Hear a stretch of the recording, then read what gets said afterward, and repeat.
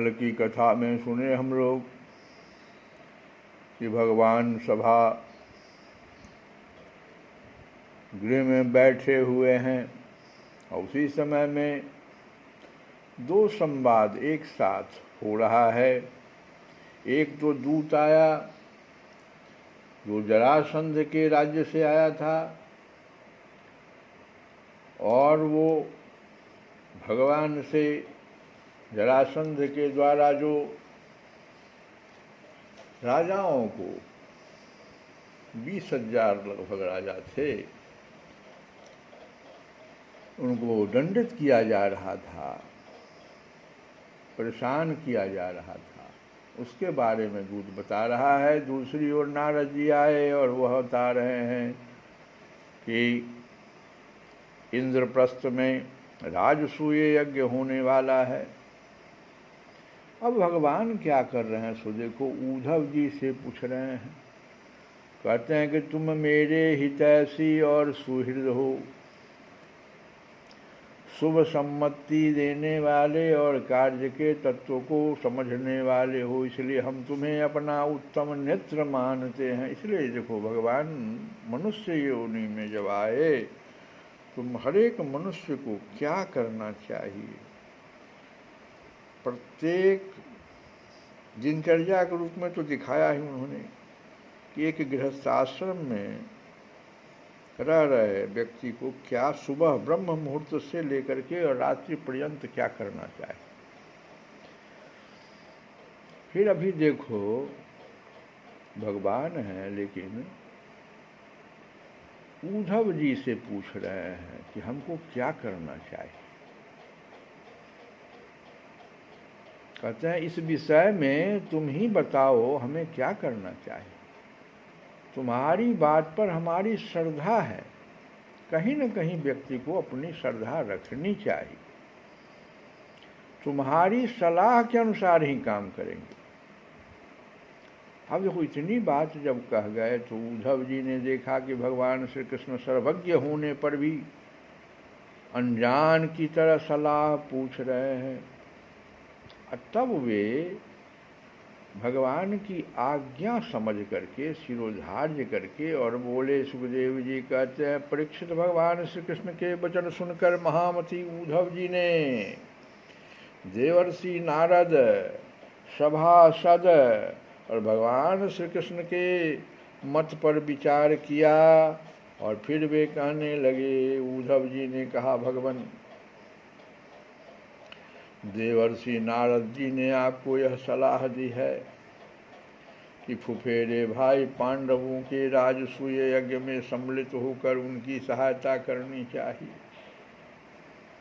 उनका यह कथन ठीक ही है और साथ ही यह भी ठीक है कि शरणागतों की रक्षा अवश्य कर्तव्य है, क्योंकि एक दूत भी आया है, वो शरणागति मांग रहा है,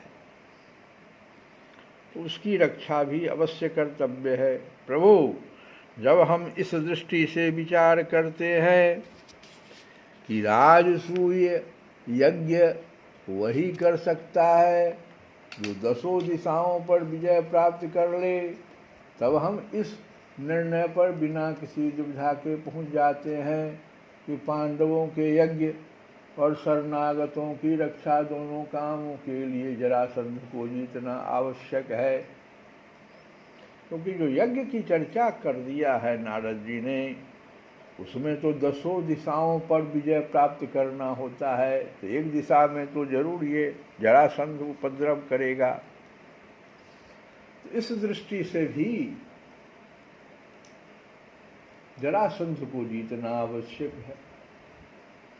प्रभु, केवल जरासंध को जीत लेने से ही हमारा महान उद्देश्य सफल हो जाएगा, साथ ही उससे बंदी राजाओं की मुक्ति और उसके कारण आपका सुजस्य चारों ओर भी फैल जाएगा।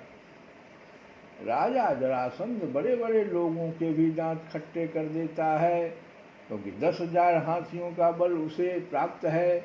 उसे यदि हरा सकते हैं तो केवल भीमसेन, क्योंकि वे भी वैसे ही बली हैं, उसे आमने सामने के युद्ध में एक वीर जीत ले, यही सबसे अच्छा है। तो अक्षौहिणी सेना लेकर जब वह युद्ध के लिए खड़ा होगा, उस समय उसे जीतना आसान न होगा। जरासंध बहुत बड़ा ब्राह्मण भक्त है। यदि ब्राह्मण उससे किसी बात की याचना करते हैं तो वह कभी पूरा जवाब नहीं देता। इसलिए भीमसेन ब्राह्मण के वेश में जाएं और उससे युद्ध की भिक्षा मांगे। भगवान, इसमें संदेह नहीं कि यदि आपकी उपस्थिति में भीमसेन और जरासंध का द्वंद्व युद्ध हो तो भीमसेन उसे मार डालेंगे। प्रभु, आप सर्वशक्तिमान, रूप रहित काल स्वरूप हैं। विश्व की सृष्टि और प्रलय आपकी ही शक्ति होता है। ब्रह्मा और शंकर तो उसमें निमित्त मात्र है। इसी प्रकार जरासंध का वध तो होगा।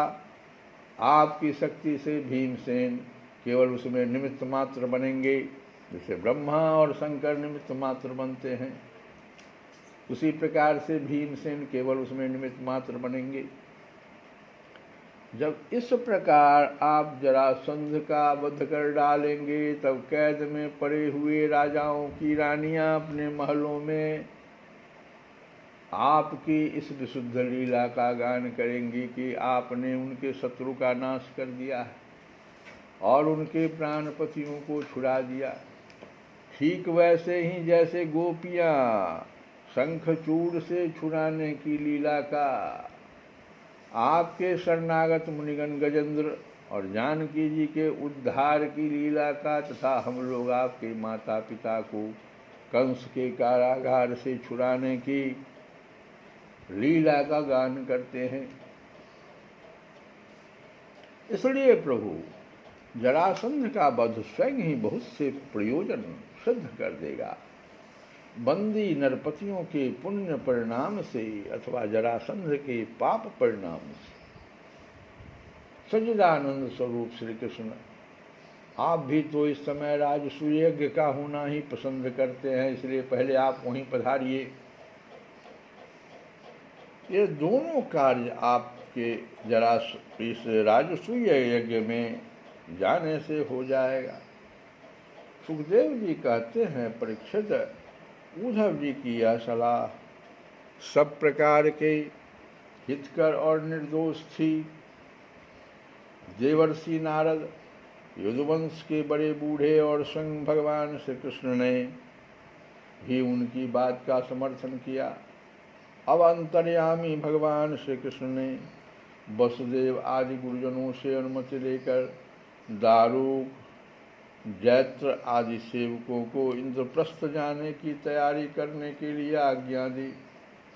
इसके बाद भगवान श्री कृष्ण ने यदुराज उग्रसेन और बलराम जी से आज्ञा लेकर बाल बच्चों के साथ रानियां और उनके सब सामान को आगे चला दिया और फिर दारुक के लाए हुए गरुड़ ध्वज पर रथ पर स्वयं सवार हो गए।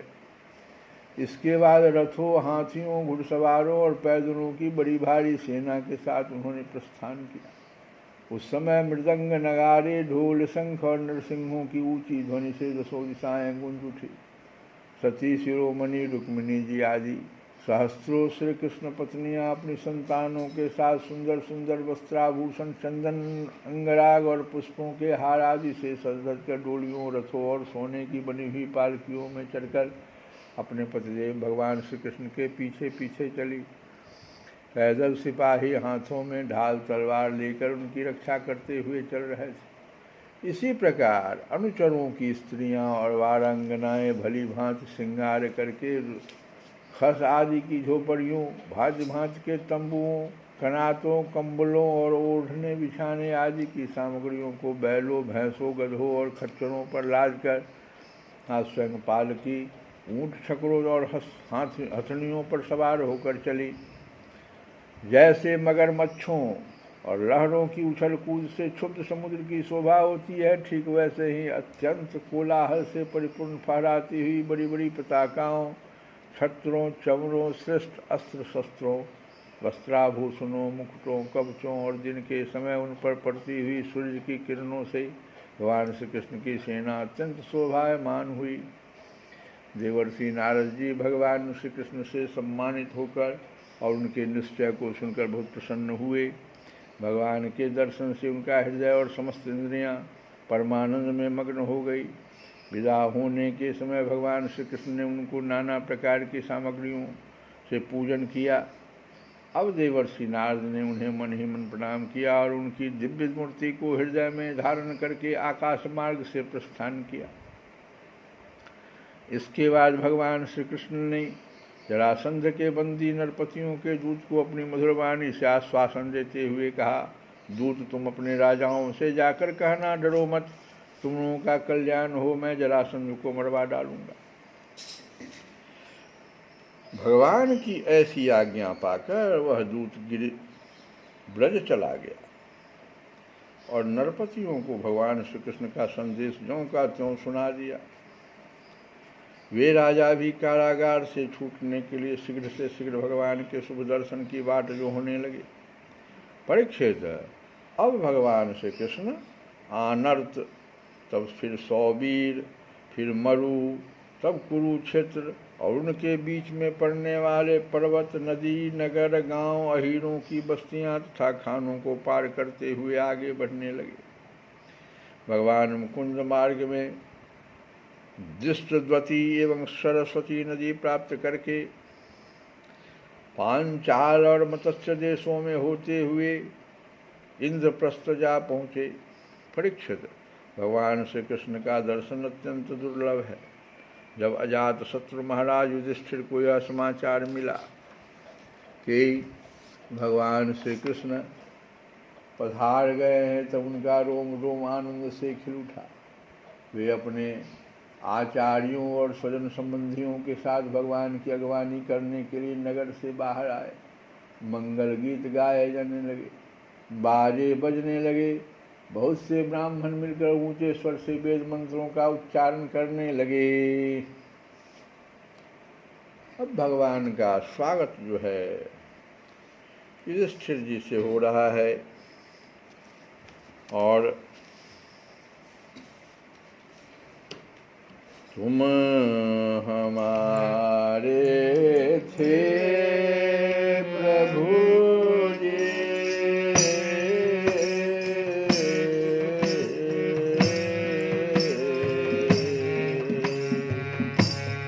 तुम हमारे थे प्रभु जी,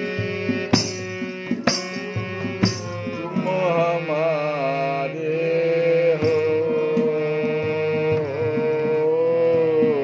तुम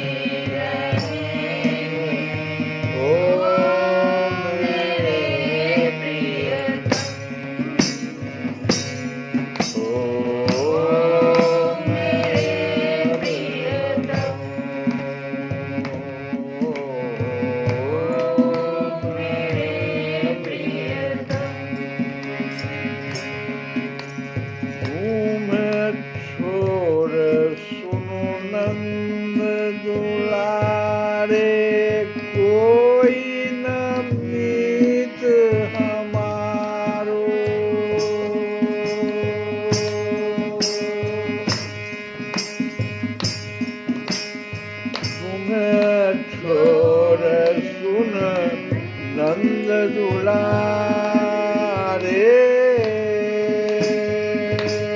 कोई न मीत हमारो,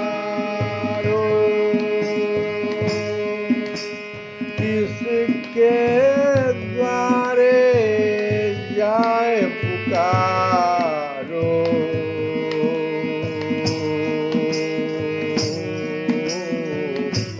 कोई न हमारे सहारो, और न कोई सहारो, और न कोई सहारो। अब तो आके बात कहना हो,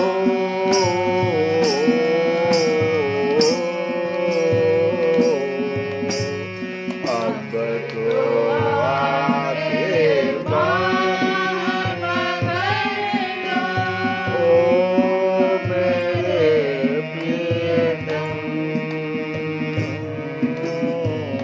तुम हमारे ही रहोगे, ओ मेरे प्रियतम, ओ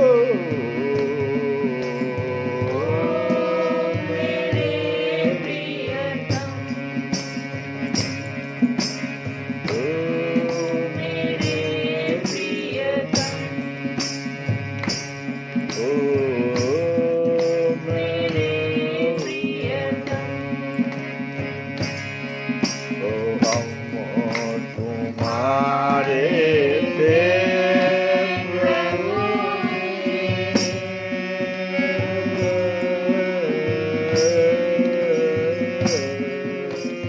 हम तुम्हारे थे प्रभु, हम तुम्हारे,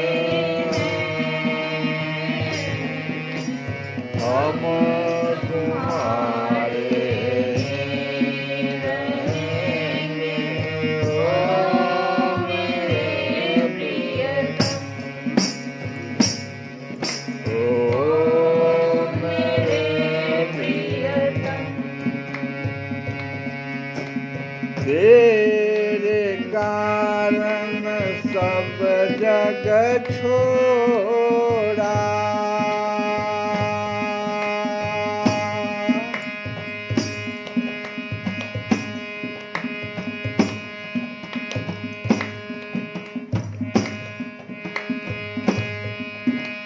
तेरे कारण सब जग छोड़ा, तुम संग नाता जोड़ा,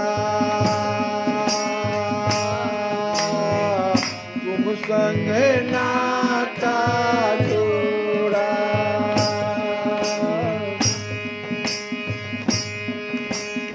एक बार प्रभु हंस कर कह दो,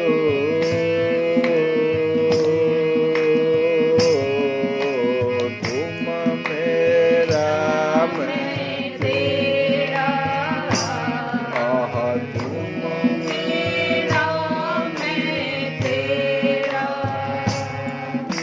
राधे राधे राधे राधे राधे राधे राधे राधे राधे राधे राधे राधे राधे राधे राधे राधे राधे। एक बार प्रभु हंस कर करो, तुम मेरा मैं तेरा, ओ तुम मेरा मैं तेरा। साची प्रीत के रेत बता दो,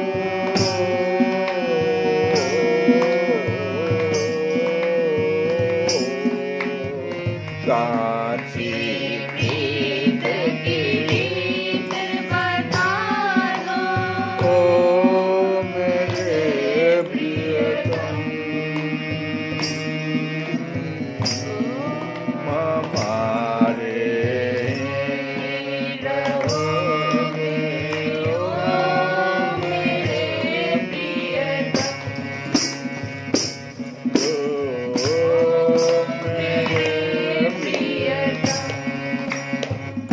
ओ तुम हमारे थे प्रभु ये तुम हमारे हो।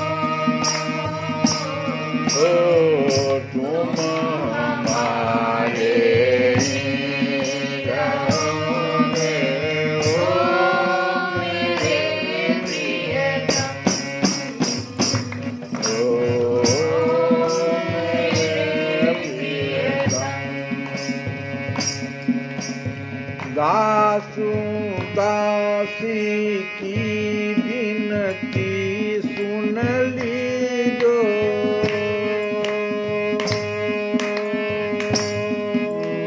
दासी की विनती सुन लीजो। ओ दासी की विनती सुन लीजो। ओ दासी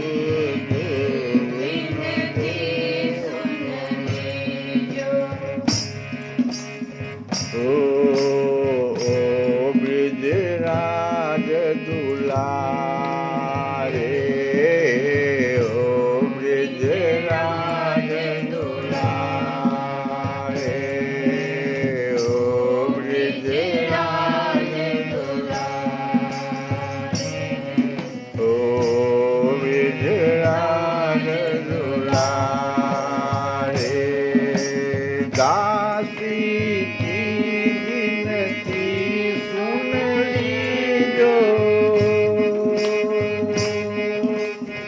ओ ब्रजराज दुलारे।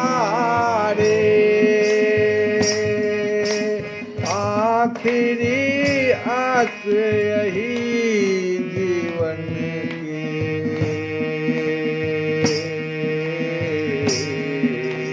पूरन करना प्यारे। ओ पूरन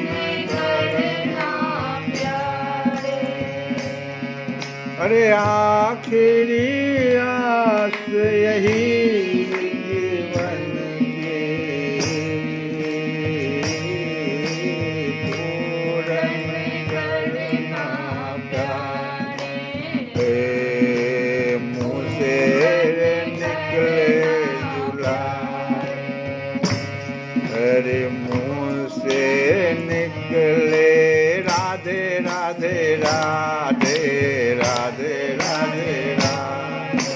ओ राधे राधे राधे राधे राधे राधे। अरे मुँह से निकले आखिरी राधे राधे राधे राधे राधे राधे। अरे आखिरी आस यही जीवन की। पूरन करना प्यारे। पूरन करना प्यारे। एक बार हृदय से लगा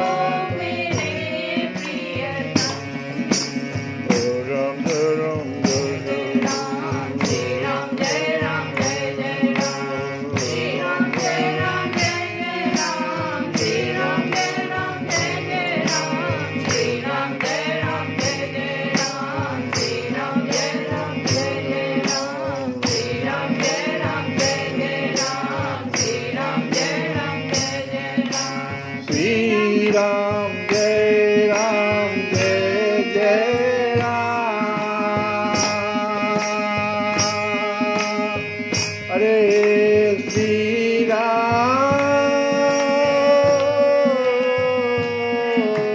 श्री राम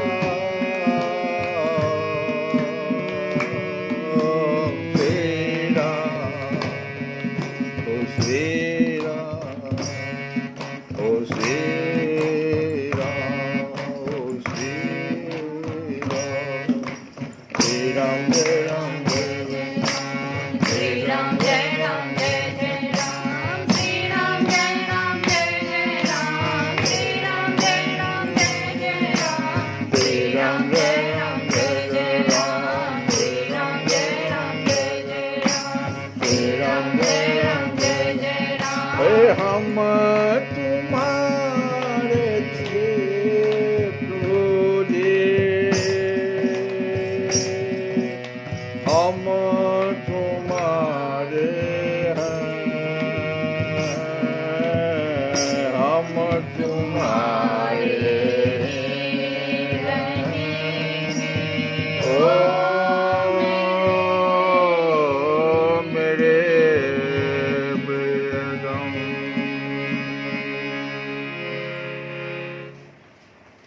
श्री कृष्ण गोविंद हरे मुरारे नाथ नारायण वासुदेव